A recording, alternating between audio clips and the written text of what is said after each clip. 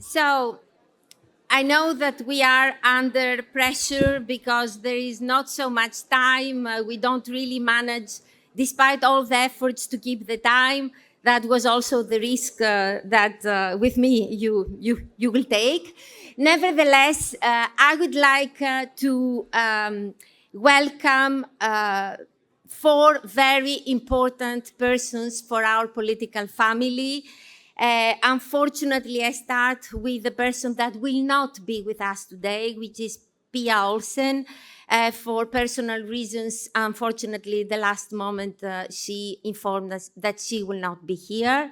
But we have the honor and the very, very big pleasure to welcome Felix Banastak, the co-leader of the German Greens. I will never really manage to be very professional with the names. For me is Felix.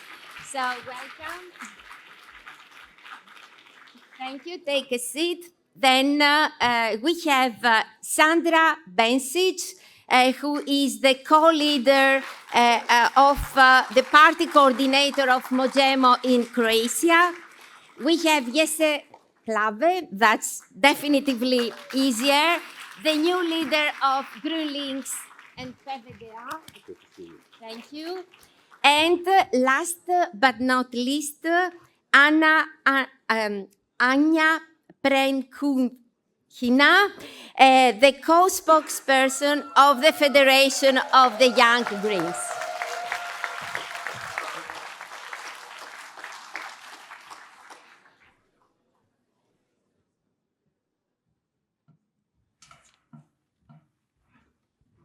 So, I mean, you already heard a little bit the whole discussions, the introduction we already presented with Kiran and also with Rui. The main issue of where Europe is going currently, knowing that there is this rise of the extreme right. At the same time, it is pretty clear that we have the feeling that a lot of media gives the narrative, sends this narrative, yes, but the Greens, you are in a difficulty because you lost the elections in Germany or in other member states. So why you really, how you will fight back? What are you doing in the current context? This is also something that our group in the European Parliament faces permanently.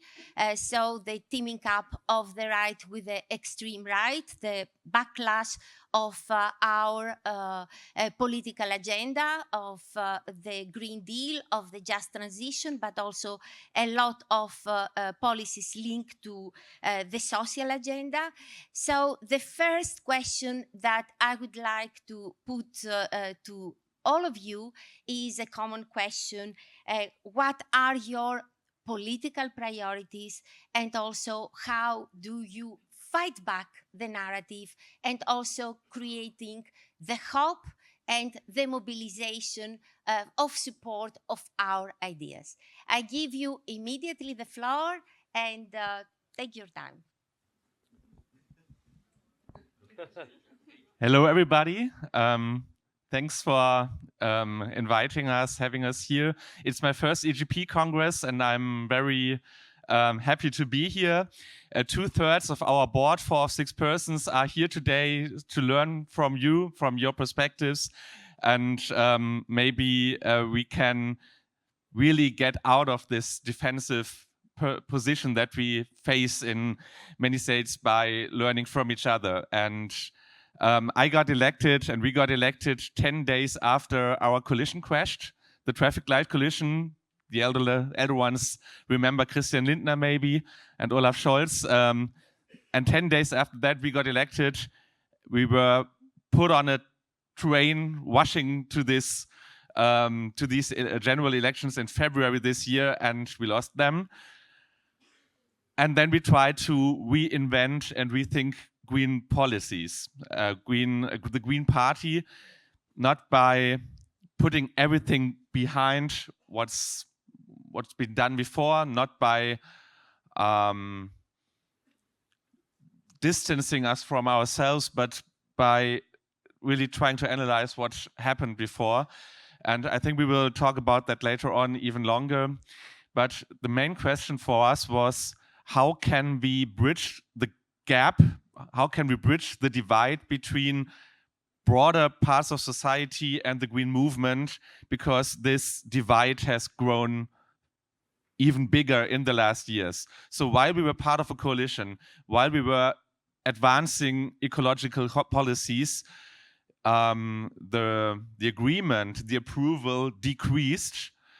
And I think one of the most important things is not only to rethink programmatics, not only to rethink substance, but also to rethink how are we seen as a green movement, as a green party? Do the people think the Greens are against us? Or do they feel the Greens fight for us and they fight with us because it's a common fight where people get active and get part of the transformation and not stay objects of this transition? And I think this is like the basic framework of how we try to reinvent our history, our narratives. And I'm glad to hear some more perspectives on that today. Hi, everyone. I'm Sandra from Croatia, from Možemo. Our main challenges are, I would say, quite similar to many we have heard already, and that's a very strong polarization of the society on topics which are related to the ideological fight between, far right and, I would say, ideas which are closer to historical divides in relation to pro-fascistic movements from Second World War, and on the other hand, us who are defending the constitutional values which are based on anti-fascist movement and the values basically of European liberal democratic states. Main challenge in this polarization which is happening is how to push for the green and social agenda in the political arena, which is being so full, full of topics which are not connected to any kind of policy or solutions or issues regarding the many and not the few.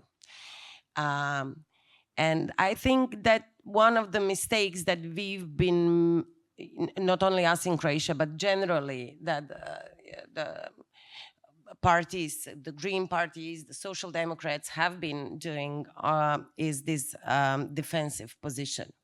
And what we see now is that that we were lacking the actions where we put the topics which divide the right and which divide the, their coalition partners. So what, for example, is happening in Croatia now is that the EPP party and the prime minister, which is now in third mandate, they have been for the 2 mandates, they have been more connected to the center.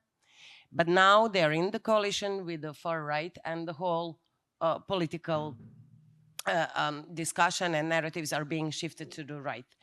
But this is also, this is not, it's a bad situation for the society, but also we have to see it as an opportunity to get people who have, who share the constitutional values and the European values, to get them more on our side. For the first time in, I would say, in 10 years, who are around the center and who do support the ideas of social justice and green transition. But generally, what I think the green movement should do in order to get more support among people, not only in city centers, but also in rural areas, is to put more emphasis on social justice issues And this is, I think, the main. I think it will be the kingmaker for our next elections, also national elections, but also European elections. By doing that, I mean that we really have to present our policies as policies for the many, not the policies only for highly educated urban, population. And this is, I think, the challenge that we have to take on now.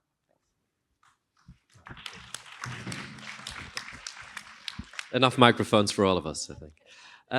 Good morning. And I'm so sorry, because I fully understand that we are the only obstacle between you and a great Portuguese lunch. So I understand if the focus is a little bit less than it was this morning. It's great to be here. And for us in the Netherlands are special times. The elections are just behind us. We lost. Spoiler alert. But we're still optimistic. Something more about it later on. Now we're in the process of forming a government. It's still unknown if we will be in the government or will they kick us out again. And we're still optimistic. And Ajax is performing very bad. So we miss... No, Bas. And this is the last Congress of Bas he will attend. I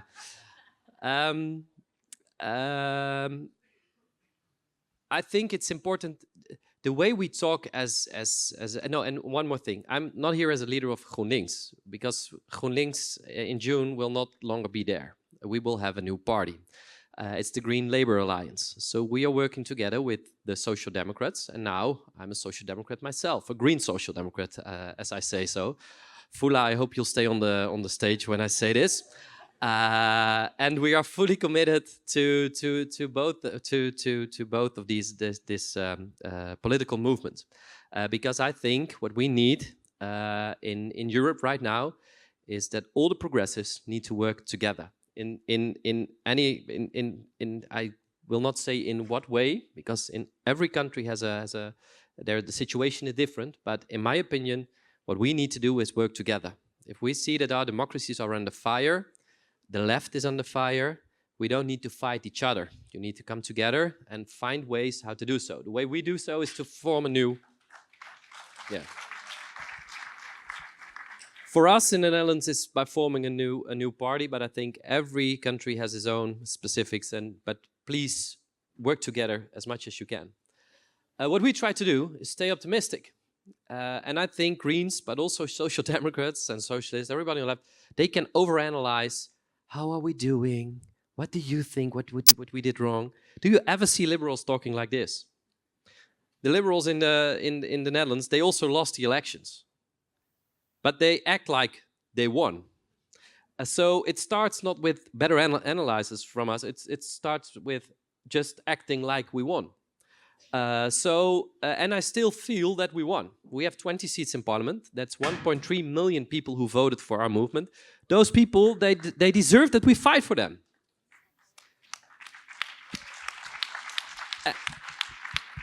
And people want to see that we fight for them.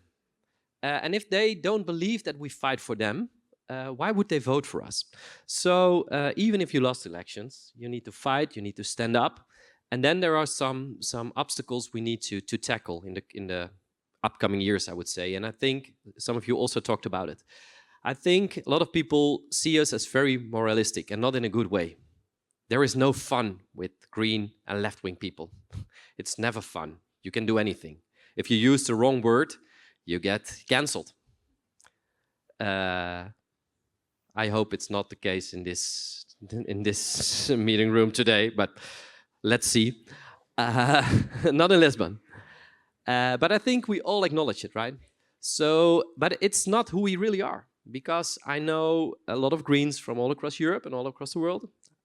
I know a lot of Social Democrats now from all across Europe and all across the world. Really fun people. But how is it that in the media people think that we are boring and there is no fun with us? And sometimes it's actually true, because in our policies, we intend to focus on all the things you can do. So I think this is a real problem for our movement. That's one thing. The second thing is that we do fight for normal people more than any other movement on the political spectrum. The point is, nobody believes us. Nobody believes that we are fighting just for normal people. So we need to connect with them. We also need to raise other topics, I would say so. Because we do believe that if the policy is correct, people will see it and they say, you're right. And they will cheer for us. And guess what? They don't. So we can try that again. We can try it again. Or we can try something different. So, and then I will come to an end. We need to focus on getting into the hearts of people. We are focused on the minds. We try to persuade them with rational arguments, but we need to make sure that they feel real, that we are fighting for them, that what we suggest and that our policy, we don't need to sell our policies. They need to believe that what we are doing, that it's helping them, that's helping their families. And I think we are in a very good position still to do so. I don't know if we're going to win the next elections, especially in the Netherlands, because in 2 months there will be municipality elections. But you need to to be optimistic and to show that also to your electorate, because who wants to vote for a politician who doesn't believe in his own cause? Thank you.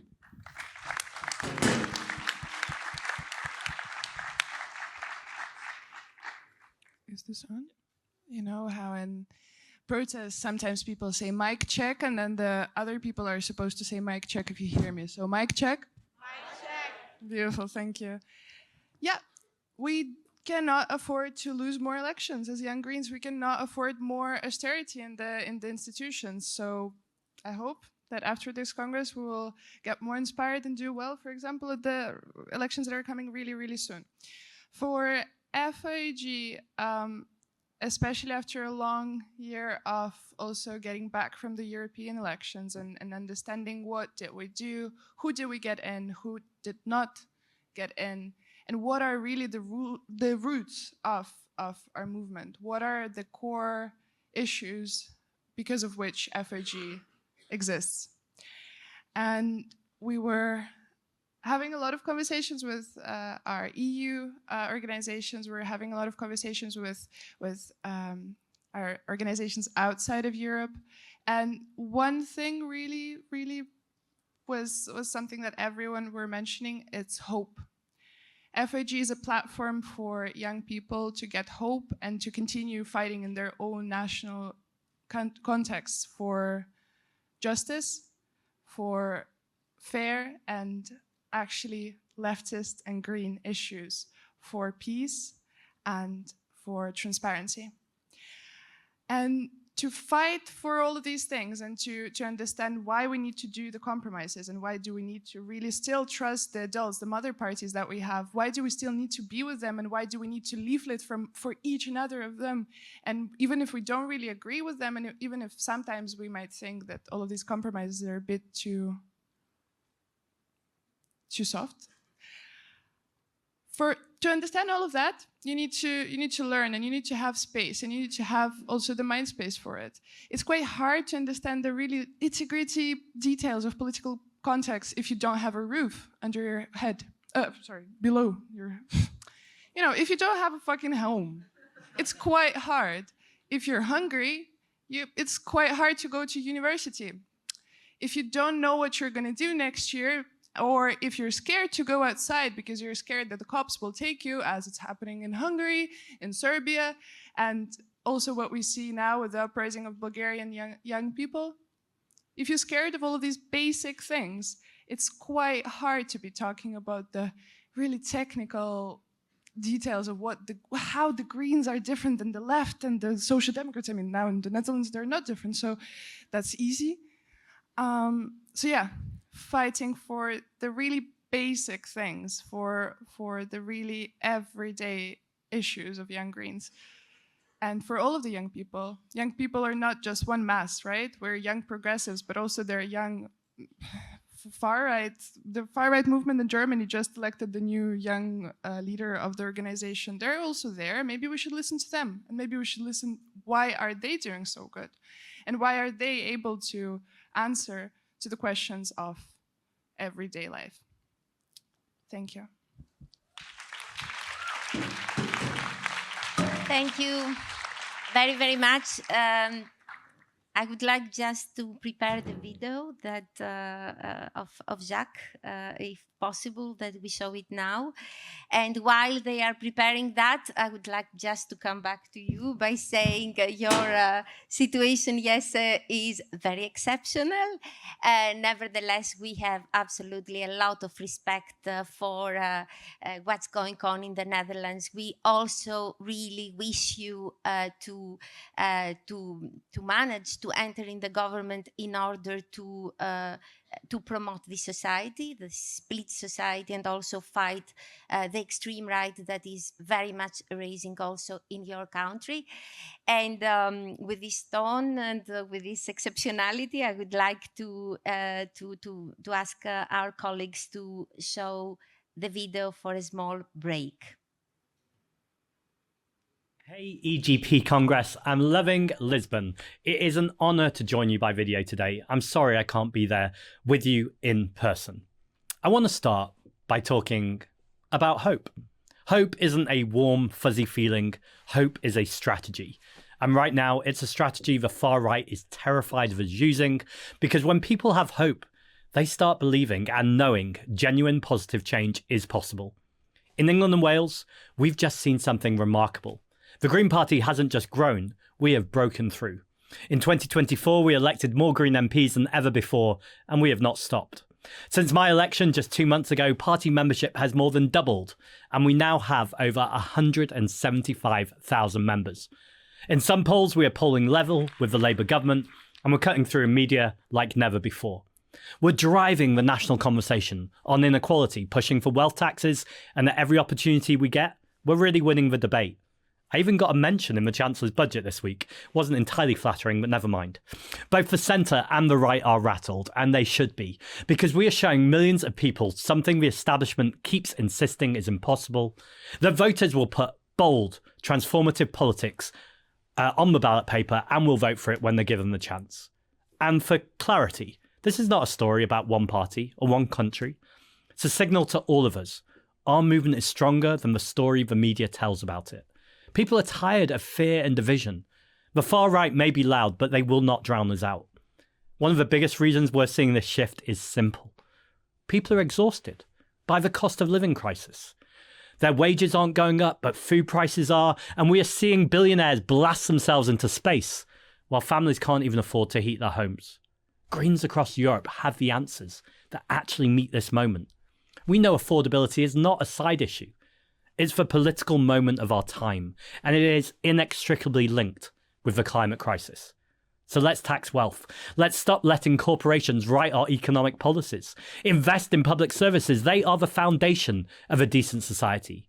Let's build homes that people can actually afford to live in, powered by the energy they can actually afford to pay for, particularly community energy. That's not a radical idea. It's common sense in a society that values human beings, or should do, over profit margins. Across Europe, the far right is trying to build a narrative that they are unstoppable, that they're somehow the natural choice, that fear is the only language we have left. Our job is to break that story. We don't do that simply by opposing them or fact-checking them, or certainly not by shaking hands with them. We break it by doing something far more powerful. We make hope normal again.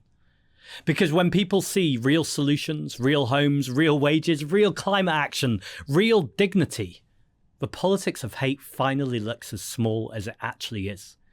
The success we've had here in the UK is proof voters across Europe are waiting desperately to believe in something again. We can be, and we will be, that something. Together, let's make hope normal again. See you soon.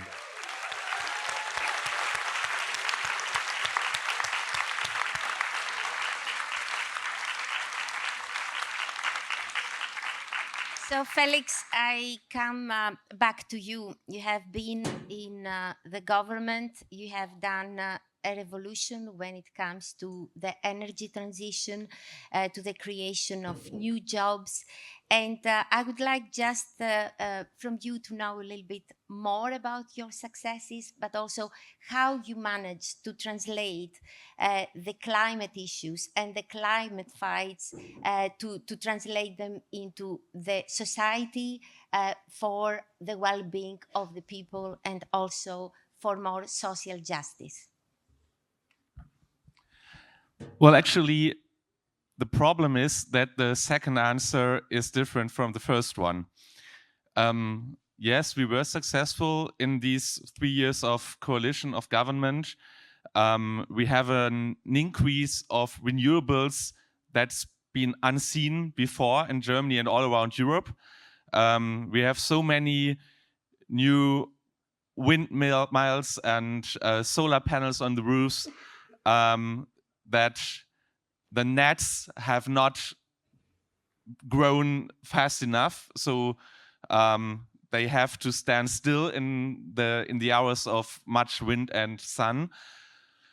And we did some more things that really transformed this industrial country to the path of climate neutrality. All the governments before were sometimes more, sometimes less ambitious in increasing the aims. Yeah, Angela Merkel said, let's get climate neutral until 2045. And then she and the great coalition with the Social Democrats put their feet on the sofa and said, well, let's see how it happens. And the great transformation in the way policies were made when we entered the government was that we enforced measures to gain really these aims.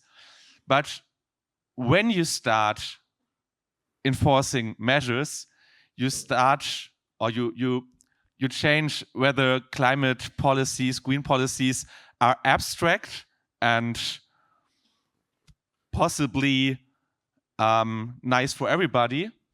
And when they get concrete, and when climate policies enter your personal home, like how you heat your home, like what kind of car do you have in your garage, and what kind of car will you be able to have in your garage in 10 years, it becomes more difficult. So I would say after these 3 years, Germany really is a better place concerning ecological issues. We are on the path to climate neutrality, and first time we had the chance to reach the self-given aims in our treaties and in the Paris Agreement.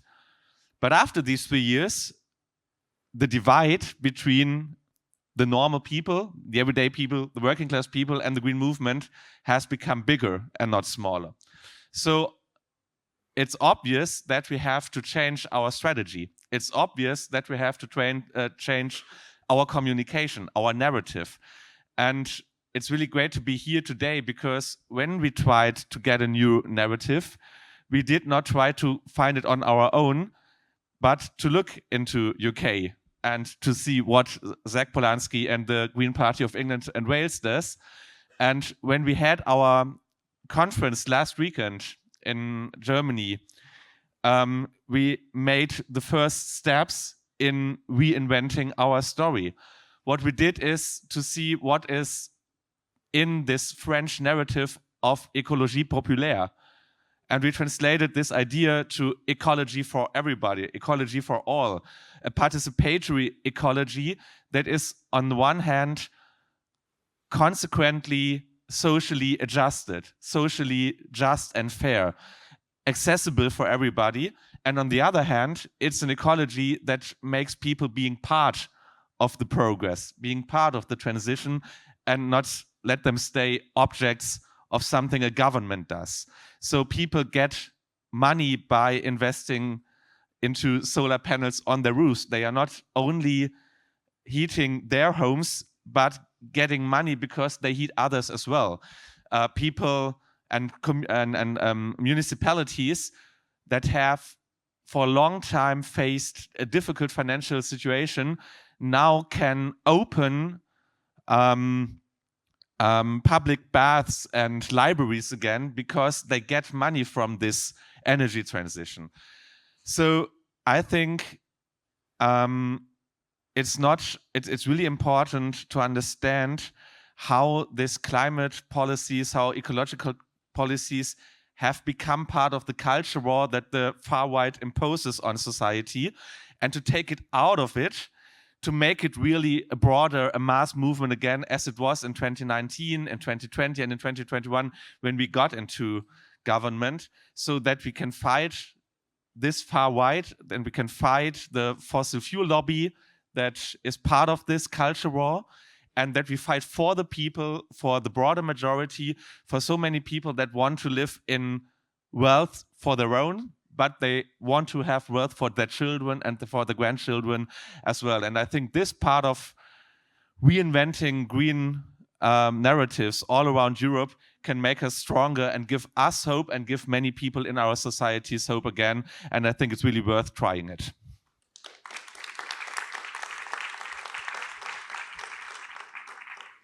Thank you very much. It is extremely encouraging coming also for one of the biggest parties. We have exactly this consciousness that it is so important to combine the climate fight together with the social protection.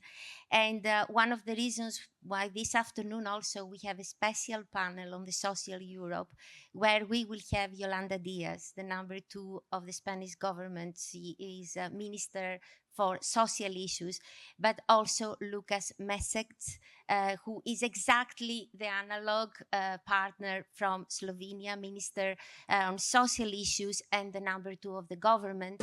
And together, they will also, for us, is the witness on how close they want to come with us, how much they see that the social justice and the fights for their files are so much linked with the just transition. So we will continue, of course, this discussion this afternoon. But now, Sandra, I'm coming to you because one of the, let's say, one of the perceptions for the Greens, maybe for a long time it was not even a perception, it was a reality. It was that, yes, but you are a movement, a party for urbans, you are for represented in the big cities, you are quite absent outside the big cities. And I mean, you have in your hands the capital, Zagreb. You have done so much work and so much credit, which, by the way, you won back with the mayor, the elections some months ago with a lot of fights, but also with a lot of successes. So we would like to understand from you what is the recipe you are using from Zagreb to the rest of the country in order to get credit for the policies and politics you are promoting in the capital. Thank you. Okay, thank you. So, yeah, I mean, more or less everybody knows that we are in second mandate in Zagreb, which is the capital of Croatia. So, but we are also for a second mandate. We have won the elections in Pazin, which is capital of Istria, the region of Croatia. And I think the mayor of Pazin is also here, Suzana. I can't see her right now, but she's present here for the first time, I would say. So, yeah. Tomislav is also here, of course, the mayor of Zagreb. But still, we, after this 5 years in the parliament and second mandate in Zagreb and Pazin, we are still more or less present in the cities.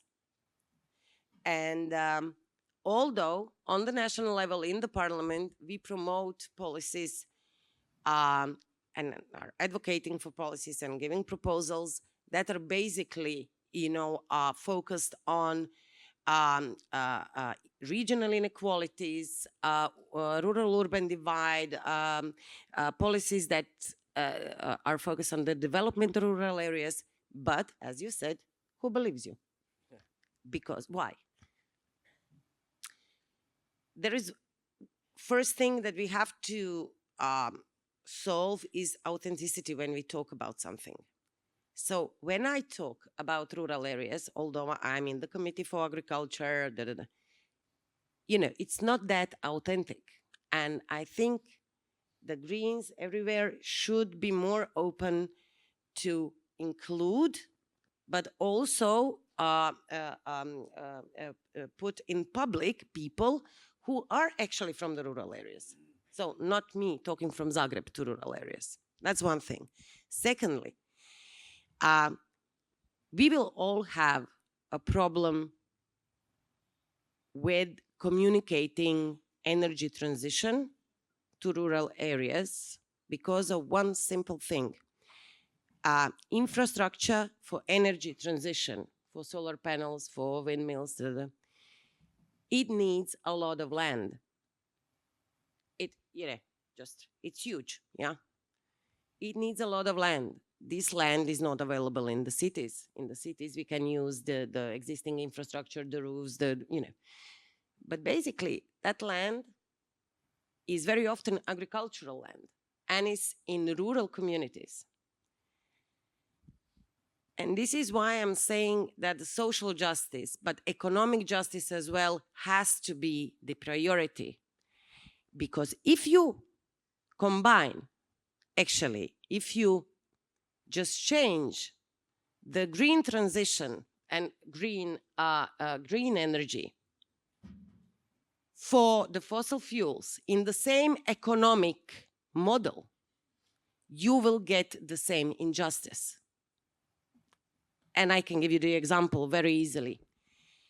So we as Greens were the party that took over just recently the case of people in rural areas who were fighting against private investor in solar panels who was expropriating them. Private investor expropriated people from their land. Because, why? Because energy transition and renewable sources of energy by law, are strategic interest of Republic of Croatia, and every private investor can expropriate people from their land in order to have a solar electricity panel, solar energy. What and why we took over that, the case of people, why we mobilized them, why we put the motion on the Constitutional Court, and now we have finally really stopped the evictions from the land. Why? Because if we didn't do that, the right wing would do that. And it would go in much more terrible direction. So the question really is, how do we fight for the energy transition which brings to the communities, not only takes from them? Because if we have a model where the damage for the environment and for the community is being socialized and profit is being, of course, individualized, the same model as we had with fossil economy, then we will never have the just transition. So this is not the question of narrative. This is the question of actions. We show on clear cases what just transition means. It's not only the social policy. It's not only how we do in Zagreb and Pazin, invest in housing. For example, in Zagreb, we haven't been raising prices for 5 years, although there is a huge inflation. Not one price of community services has been raised. We have even broadened the free services, such as public transportation for those over 65 and for those younger of 80. So we've been doing everything in order to minimize the impact of inflation on our households. But it's not only the question of distribution, it is also the question of ownership over the transition production, and it's also the question of production benefits. Who benefits and who loses?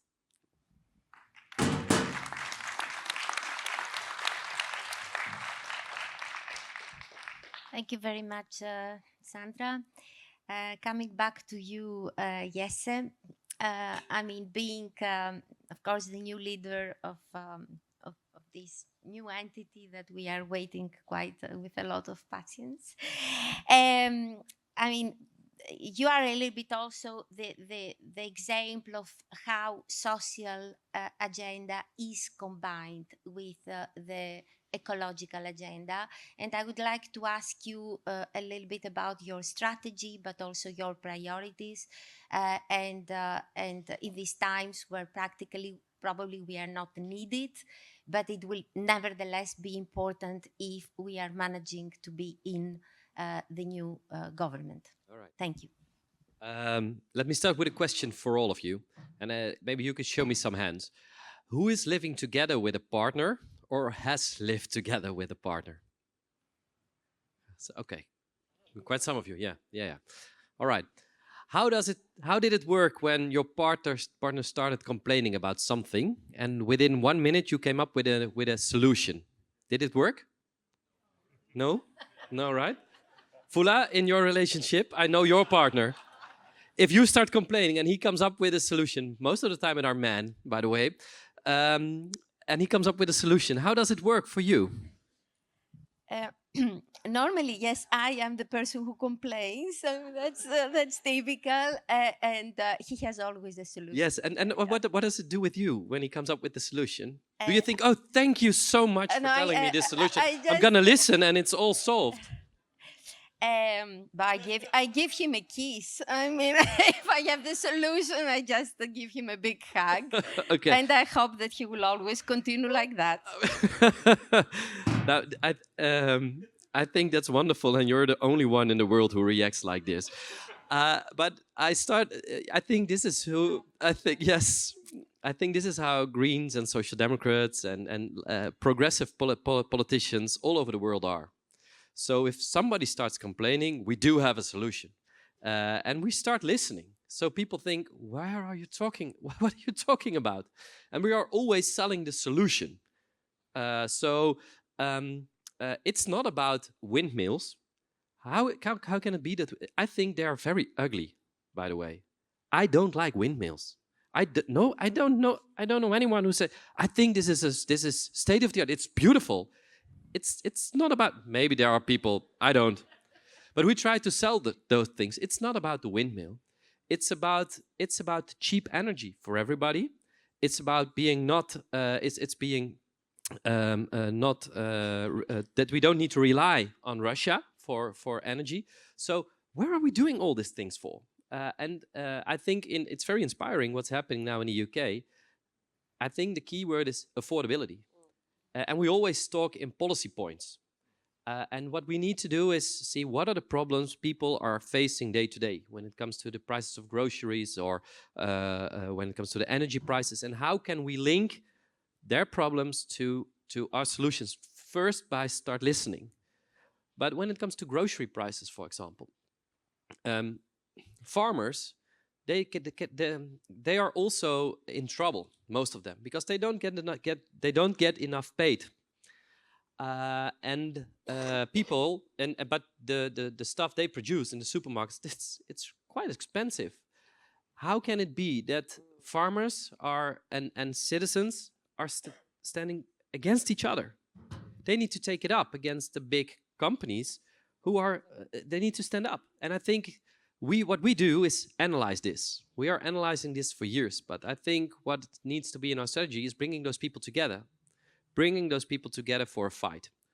Martin Luther King, everybody knows about Martin Luther King, and then they talk about his brilliant speech, and it was brilliant.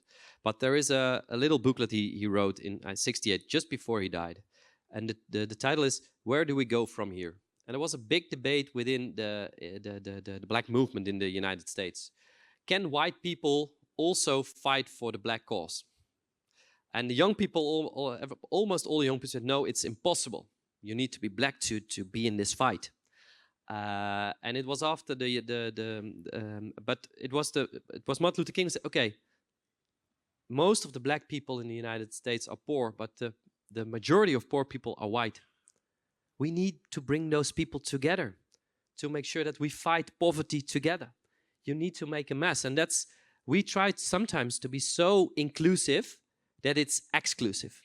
So we need to bring as much people inside our movement as possible, even if it looks like, even if they don't dress the same way like we do, or they drink their coffee in another way, or they don't drink coffee at all. I don't care. The cultural war is also within our own movement, and we need to kick it out as soon as possible. We need to bring people together to fight for affordability, because I think this is what's endangering our societies, and this is what's fueling the extreme right. So yes, we're always standing up against the extreme right. I've done this for 15 years and I will do it every single day. But it's not a winning strategy. It's defense. You need to do it. If you need a winning strategy against the extreme right, we need to make sure that people in society believe that we are working for them, that affordability for life, for their lives, that we're going to make sure that's going to happen, that we bring people together outside their own comfort zones. And we need to do it in our own parties too.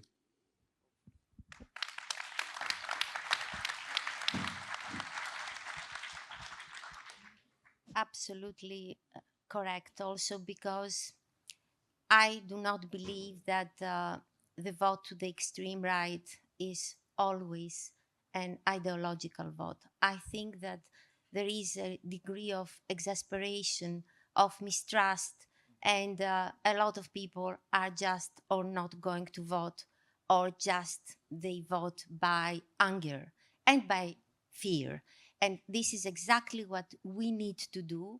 And this is also the hope we need to give. And you are absolutely right. We need also to break some of our taboos when it comes to the vision and the needs of the citizens.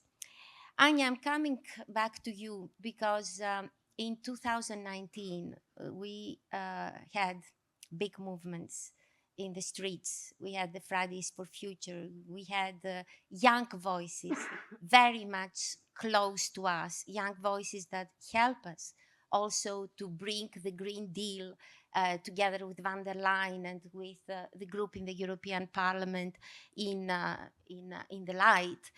And we saw through the last years that this movement lost somehow the energy and the hope they had. And of course, the best way to approach them is via you, via FIEG, via the young people. And I would like to know, also after your experience in Belém, how do you see this rapprochement? How do you see the way for us to attract back young people, and especially for you to mobilize them and to mobilize us? Thank you. Thank you so much. So in 2019, I personally was 17. Yeah, 17. And the message back then was quite the same as it is right now. But it's quite tough to be saying these same things for 6 years. So I think that the climate movement overall is what you said is something about the lack of the energy or so on. I think that what we're struggling with is the structural issue. For example, of COP, we did have our delegate Anna from French Young Greens with help of the Austrian MEP Lena Schilling. A beautiful example of Austrian, French and FOG connection. We had her there for 2 weeks to actually explore how the negotiations would go, to learn also from the local communities that were not let into COP, that were actively pushed down. And we, of course, we can talk about the different ways how the young people can come to COPs and how we can join the negotiations. We can elect young people to be there, as for example, Lena is part of the negotiations with the group. We can elect young green people to be there as these mascots of like youth representatives of the countries. We can protest and we can also address the elephant in the room that is there. So 1 in 8 people of delegates who are going to COP from Europe are fossil fuel lobbyists. We need to address this issue. Why do we let our institutions and why do we let our governments why do we let these people in the rooms, and why do we not actively push these people away? Why do we not push exactly what you said, the corporations away? It's to us, it's quite clear. And I think that there, for the climate movements, we've been saying the same thing for years and years and years. Also before us, generations before us also have experienced COP. We have also older people maybe here who maybe remember the first COPs. The questions, but the questions are the same, right? We're talking about money. We cannot talk about just transition before the money is on the table. We can protest and say all of these things, but how do you upkeep the hope when the structure is failing you constantly? So I think that there, the Young Greens are in an interesting position because we're both trying to organize, negotiate through the institutions, but also from outside of the meeting rooms.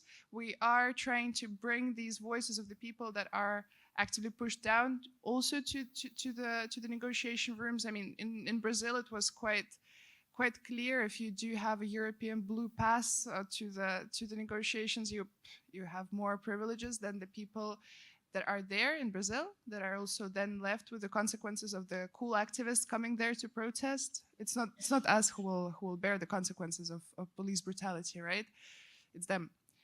So again, hope is an important answer, but it's also a question: how do we really let people know that there is sense in what they're doing and that something can change?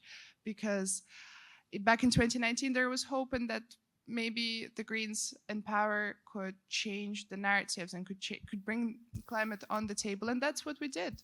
That's what we did. Now almost every party in Europe is considering climate and environment as one of their policy areas, and that's a win that we need to talk about. Why don't I hear people talking about it? Climate was not on the table 10 years ago, but now we need to do more, and now we need to address these institutions, and COP is clearly not a solution to climate change. Thank you. Can I briefly comment also on your question? Yeah, I know. Go, yes. I'm just going to say it. 2019 was different, actually, in my opinion, when it comes to the climate movement. So in 2019, for example, in the Netherlands, I think more than 1/3 of the electorate could have voted for the Greens back then. And that has changed. And back in 2019, everybody was part of the climate movement. Conservatives, people who call themselves, see themselves as more right-wing positioned, left-wing people, it was very inclusive. I would say it was one of the most inclusive movements of the past years. But what I've seen happening is that in the movement itself, there is more a debate about intersectionality and making sure that connecting all the dots. And I think dots are always connected. But sometimes when I talk to climate activists, they tell me, if you're not anti-capitalist, if you're not anti-colonialist, if you're not, and I need to check, I think, at least 10 boxes, you cannot fight against climate change. And I'm not saying they're not right. I'm not saying that colonialism is still there and is a problem. I'm not saying that capitalism is not a problem. But if you ask people to join your fight after they have to think all the boxes, who is going to join you in your fight? And that's what I mean by getting so inclusive, we're getting exclusive. And I want people to join our fight together. We need to do it together. And I think this is also one of the reasons, in my opinion, why climate is not as high on the agenda as always. Then, of course, you see in politics, it's always going like this. So there are times that there is a lot of attention for the climate change, then a little bit less. But I think this is more, this is a real issue for a lot of movements. Make sure that it's really, really inclusive. Felix? Last week when we had our conference, I asked my party, the delegates, what does it make with people if they hear we want to get out of the dirty coal, the dirty gas, the dirty, oh no, what is Verbrenner? Like, yeah. If they know that all these dirty things do not only make them pay their rent, or their houses, but this is also part of their identity and their pride. And I think what is really important, if we want to tell a story of an inclusive ecology, a participatory ecology, this ecological narrative must not shame people or be-shame them or devalue them, but encourage them and make them part also in a cultural way of what our plan is. And I think too, I don't know if it's like the list that you talked about or the image that is drawn on us. It's not like in the part of Germany where I live and where where the Greens have about 5 or 7% at the moment. The far right gains 25%. People are poor. They are afraid of losing their jobs. And of course, they could see in the programs that the Green Party wants to raise the minimum wage and the extreme right wants to cut it. So they vote against their own financial and economic interests because they don't feel home with us, they don't feel home with the Social Democrats or with the Left Party. So I think it's not enough to have the right answers or the right concepts, but to try to become home again. Yeah, political, emotional home to all those people under stress, to all those people that face difficulties in their everyday lives, that feel the economic pressure on their lives and want to be seen as they are. And the green political way that takes people as they are and makes them part of the transition can maybe get back this trust that that was lost or got lost, not only because what we did, but also what our opponents did. So I think the combination of having somebody on the opposite, like the fossil fuel lobby, and trying to get a big coalition of people together where they are different, but maybe have same interests as well, can maybe lead us out of the defense into a more offense and powerful situation again.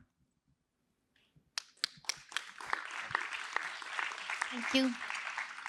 In the same spirit when it comes to alliances and mobilization, Sandra. Yeah, but I mean, what we can see, I would say, in different places in Europe, in different cities where the Greens are in power, and what we can see now globally is first that this polarization, these hate narratives can be won, and can be won through the agenda of affordability, as we all talked, not only through the political narratives of affordability, but also showcasing how this affordability is being achieved in the cities or countries where we are in power. And I think we do already have a lot to show.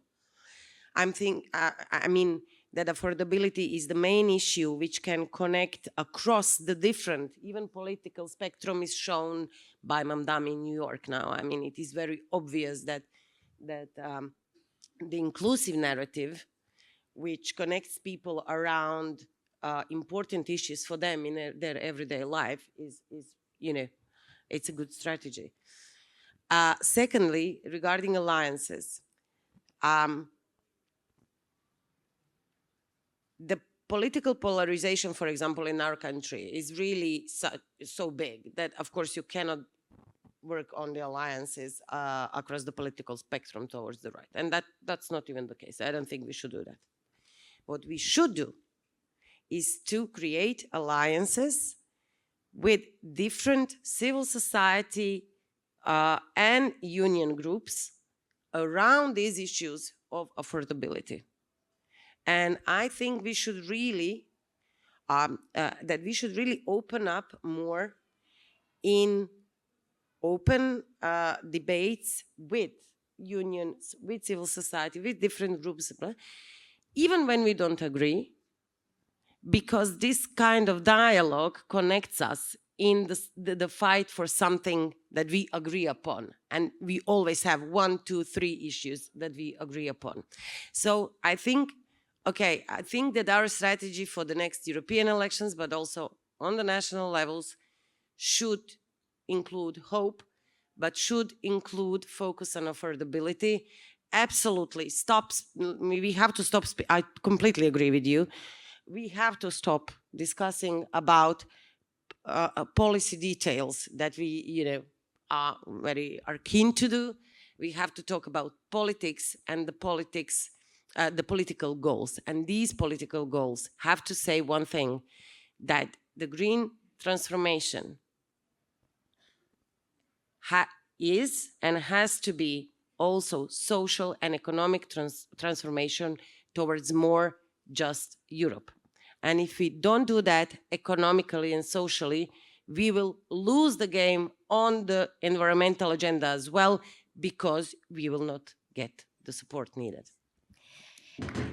Thank you. Thank you so much. I mean, personally, I could spend hours of discussing and exchanging, because I think that for my conclusion, I would like to come back to what Felix said about the house, the home.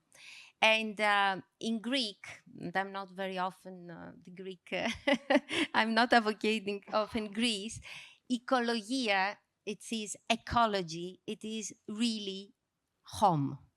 And more it means home, so more we will be able to connect this ecology with home, with ecos, with the daily concerns on the daily life of the people, more we will be able to show that we have a very solid project, we have solutions, and we are a very strong part of progressive alternatives.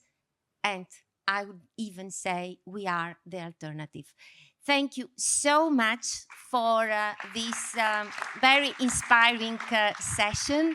But before I forget in another video, and because they will kill me, we have a moment before the end of this session where we have a video of Alexandra Matvichuk, which is the Nobel Peace Prize leading an Ukrainian human rights defender and the director of the Center for Civil Liberties. We wanted to have this moment on Ukraine. This afternoon we will have a big moment on Palestine, but we thought with our party leaders and with all of you, we can really honor and underline our full solidarity when it comes to Ukraine. Thank you. My name is Alexandra Matvichuk. I'm a human rights lawyer. I'm documenting war crimes in this war which Russia has launched against Ukraine.